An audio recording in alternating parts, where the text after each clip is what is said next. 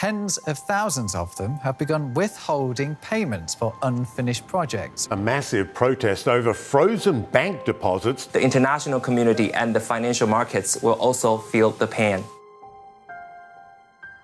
What's up, you guys? It's Graham here. So I recently came across an extremely unsettling video from Cascades Academy, who posted about how China's entire economy will collapse in 34 days. And yeah, I have to say, I had no idea what I was about to get myself into. Even though we've covered some of the fallout back in September with the collapse of the largest property developer, Evergrande, I was completely unaware of the sheer magnitude of just how much the situation has devolved, and how this could quite literally lead China to the edge of the next Great Depression in a very short amount of time. Why does this matter? Well, China is one of the largest economies in the world. They're fighting to overtake the US dollar as the world's reserve currency. They're responsible for manufacturing 20% of the items that we use day to day, and they are, without exaggeration, at risk of a complete financial collapse, which of course would affect the rest of the world. So as inspired by Cascades Academy, who I'll link to down below in the description, I did my own research to determine just how bad the situation really was, and what you're about to hear is most likely going to be worse than expected. See, much of this begins with two words: real estate. Throughout the last few years, China experienced what many would consider to be a real estate bubble, as citizens preferred to invest their money in real estate as a safety net, causing the real estate market to increase double digits year over year. On top of that, the urbanization throughout most of rural China, combined with the societal pressure to own a home, caused a massive relocation to cities that offered greater opportunities and higher earnings potential, thereby further driving up demand. In fact, the country was building 5 times as many homes as America and Europe combined, and supply was still so limited that some cities would use a lottery system to decide who gets to buy a home, with some odds as low as 1 in 60. That led to 70% of the country's wealth being tied to the property market, which is more than twice as high as we have here in the United States. But there was also another problem. People believed the housing market was such a good investment that they would literally buy anything that they could get, because even if they didn't live there and they kept it empty, they could always sell it in the future for a profit. At that point, property values were rising so quickly that developers would pre-sell units, where the buyer would begin making payments on a property that didn't even exist yet, with the expectation that it would be cheaper to buy today than it would be in the future, since property values just keep on rising higher. It didn't matter how much it cost either. Home buyers would spend as much as 23 times their annual income to buy a home, with the mortgage sometimes taking up more than half of their gross take-home pay, while they financed and borrowed money from family and friends just to say that they're able to own a home. That led to a 22% vacancy rate throughout China, as homebuyers bought second properties for an investment just outside the city limits without restrictions, right as the government stepped in to buy the surplus inventory to keep the market stable. In addition to that, the increased building demand meant that there was less oversight in terms of quality of construction, leading of course to substantial building problems as developers cut corners to save costs and maximize profits. But there is an even bigger problem. And no, the problem is not that most of you have still not hit the like button yet, even though it's totally free and helps the YouTube algorithm push this video to an even bigger audience to help spread awareness. But instead, the problem is that these pre-sale units were not being finished. In fact, it's alleged that some of the largest property developers were taking pre-sale money, funneling them as down payments into new projects for the purpose of garnering even more pre-sale deposits, and running a property Ponzi scheme by using new funds to slowly complete the construction of past projects. Even more surprising is that pre-sales and deposits were developers' biggest funding sources in both 2019 and 20, accounting for more than twice the money raised from bank loans. And while bank loans and bonds usually have an annual interest rate of at least 5%,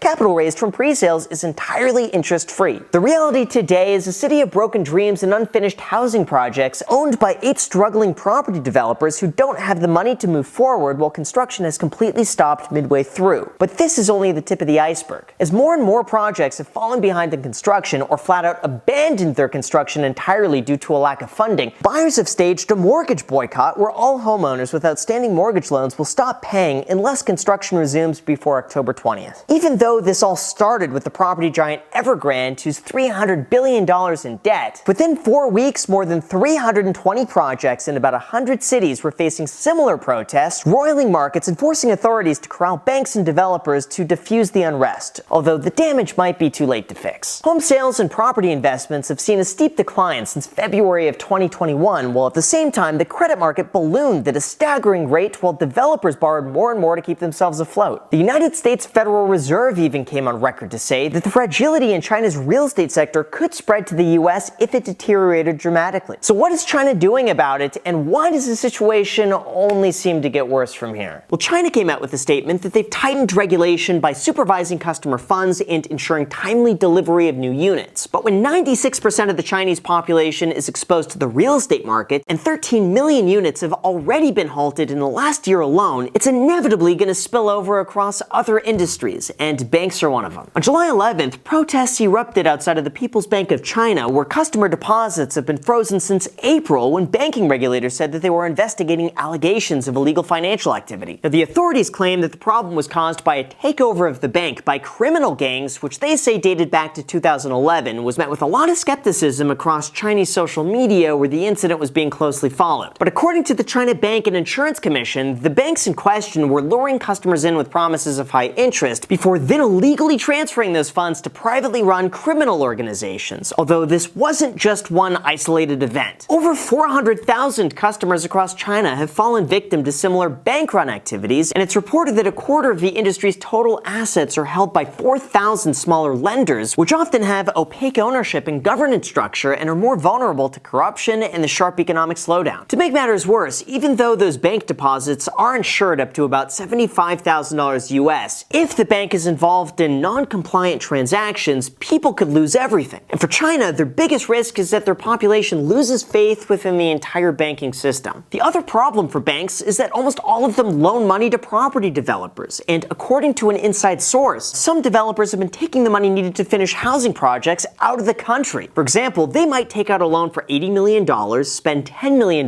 buying a new property to collect even more pre-sale deposits, and then transfer the money overseas, leaving the bank and the people on the hook for the amount unpaid. Now, the Chinese government has agreed to repay their customers the equivalent of about $15,000, but that might not be enough to get their customers to fully trust the banking system again, leading to the word that everyone fears: a bank run. As Cascades Academy pointed out, both the US and China employ a system called fractional reserve banking, where a bank is only required to keep 10% of their customers' assets on hand at all times. The rest could be freely lent out or loaned to other institutions for a profit. Just imagine it like this: you give me $1,000 to hold on to for safekeeping, but I'm allowed to turn around to give $900 of that to someone else, who gives $810 to someone else, who gives $709 to someone else, and so on. Or in other words, they're betting that no more than 10% of their customers are going to want all of their money back at the exact same time. But since 2019, China's been lowering these reserve requirements to allow for more money to be spent, which would temporarily prevent the economy from slowing down. But that comes at the increased risk of a bank run should more of their customers all demand their money back at the exact same time. This happening at the same time that their population has lost faith in the real estate market has degraded consumer faith in the Chinese economy. And for the government, the priority is to break the negative feedback loop that features the high leverage ratio and the liquidity crunch on the part of the developers. After all, if people don't trust banks, the less money is borrowed. If people don't buy real estate, developers walk away from projects. This then repeats the cycle to an even larger degree, while people pull money out of the system and protect whatever is left. However, the one thing that China's been really good at is delaying the inevitable through reimbursing some accounts, saying they'll oversee transactions, and potentially bailing out bankrupt developers by lending even more money. Yeah, seriously, you can't even make this up. The solution to solve over-leveraged properties is to simply loan more money to make up for it. It's kind of like telling a lottery addict to go and buy more lottery tickets to recoup their losses. But it's estimated that this new fund could raise all the way up to 300 billion yuan, which might just be enough to restore confidence in the markets and wait for the economy to recover. A source close to the matter said that this fund would bankroll the purchases of unfinished home projects and complete their construction, and then rent them to individuals as part of the government's drive to boost rental housing. Now, even though it might be easy to think, oh, this is all just the Chinese market, it doesn't affect me here in the US, that's not quite the case. As you can see, the United States has substantially increased their investment in China throughout the last 10 years, and this includes many large institutions to regular everyday investors. Now, of course, it's important to mention that even though we do have over $118 billion